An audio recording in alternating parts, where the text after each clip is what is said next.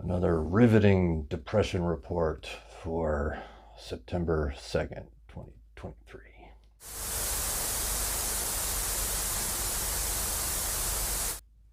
Things haven't been great. Well, I shouldn't say that. I mean, this is the frustrating thing. Things are great, but I'm a mess. It's been a big summer as far as being a parent.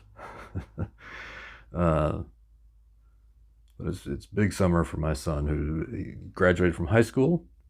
He turned 18. He moved into the dorms and he got his driver's license. Those last three things happened all within a relatively short amount of time. So it was like traumatic for his old man. I'm happy for him though, because he seems very happy. And everybody that he's talked to in the family has also reported, oh, he seems really happy. And I'm like, the first thing I think is, well, he must have been miserable at home. I'm happy for him that he's happy, but at the same time, it kind of makes me feel like I did everything wrong. It's really selfish and self-centered to think that way, but like I don't know if that's just a character flaw or if that's the depression uh, distorting my thought patterns or however you want to put it. I can't even articulate my thoughts well anymore. Which brings me to the question, are my pills still working? Because it doesn't seem like they are. Been on Cymbalta for, I don't know, probably 10 years at least, with varying dosages. Right now I'm on the max. And part of me thinks that my mood and everything is so low that they're not working anymore. But part of me also wonders, maybe they are working and I'd be a whole lot worse if I wasn't on them.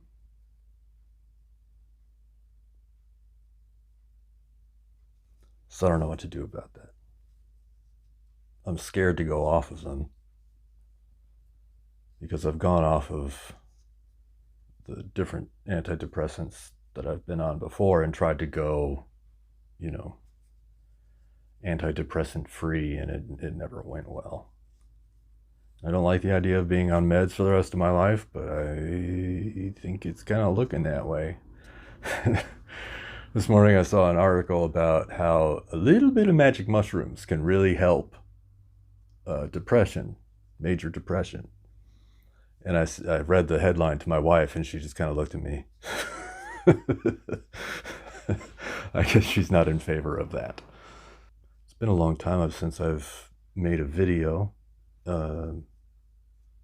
Nobody watches anyway, but it's been a long time because I've just been so preoccupied with getting everything for my son squared away so that he could go to college. And part of that was my dad stepped in and really kind of took control of the situation, which made me feel really inadequate and stupid. But that's not new. I mean, that's kind of been my whole life. My whole life has been, you wait there, Tate. You're not smart enough to do this, so just relax and we'll handle it for you. And now here I am, almost 50 years old, and I don't know how to do anything. Completely incompetent. Yes, sir. I'm grateful for the help, but I feel useless most of the time. Seminary is going okay, but this quarter has been rough because I've been distracted by my son becoming an adult, and my wife is 6 months pregnant. Having two kids that are 18 years apart is a little disorienting sometimes. I'm just sending one out into the world, and I'm ushering in a new one. And it's like, here I go again. I thought I was going to be done with this, but here I am. And I did so willingly. I mean, I knew what I was getting into, but part of me was kind of like, maybe it just won't happen. But it happened, and I'm happy about it because I enjoy being a dad, but it's rough when you feel the way I do. My mom was telling me the other day she had gone out to lunch with my son, and she said that I was going to be great. I'm good at being a dad, especially with young kids, which was really nice of her to say. But I reminded her that when my first son was very young, I was on a whole lot of Valium. Like a lot. And I don't know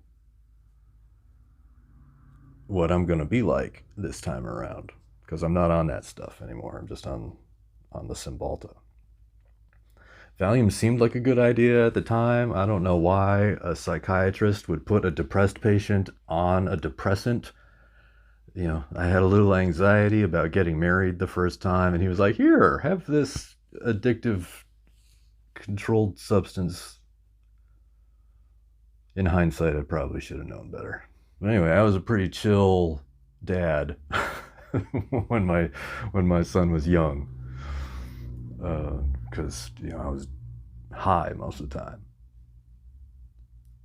or low, however you want to think about it. What was I talking about? Grad school. Oh yeah, grad school. I'm doing okay, but this summer has been rough. Supposed to be writing a paper right now. It's due in like 2 weeks, and it's going to be awful. One of the professors in this class is being team taught, and one of the professors told me last quarter for the class that I was in that he was teaching, I was the only one that got a 100 on the paper. Um, he said I have a gift for explaining things in this way, and it's really nice things that he said about my previous work, and I was like, what? That's amazing. I never thought in a million years that I would do well at anything. um, and now this quarter, with all the stuff that's going on in my life, I haven't been going to class. I haven't been doing the reading. I haven't started this paper yet, and I've talked to the professor about it, and he's like, don't worry, just get something down on paper and do the best you can. I mean, he's very patient, and he's just a cool cat. I like him a lot, and he's smart, really, really smart. And, he's trying to encourage me to keep going because I was this close to dropping out. It's that close. But he was like, you don't want to do that. You did really well last quarter. So I know you can continue to do well. Just do the best you can this quarter. And now here I am making a video when I should be working on the paper.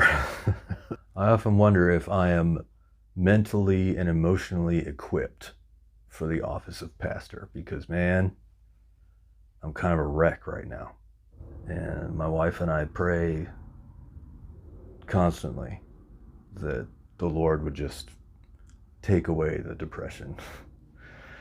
Well, he's decided he wants me to have it, apparently, because it's not going anywhere. It has not gotten better over the years. It's gotten worse. The pregnancy is going well.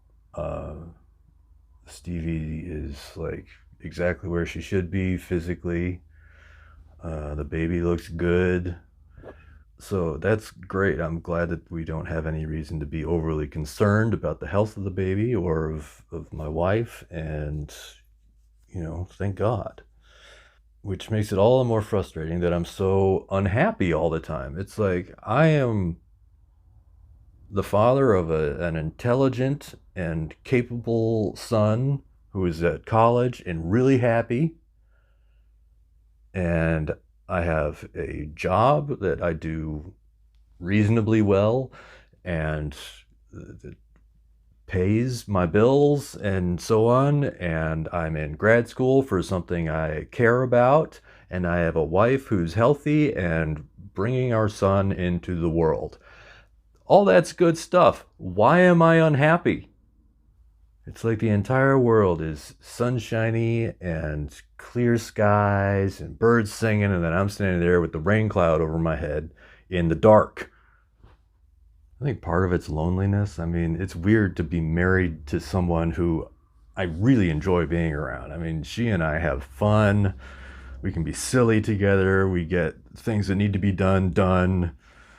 She's been a great stepmom, and I really enjoy being married to Stephanie, but sometimes it's like I don't have any friends.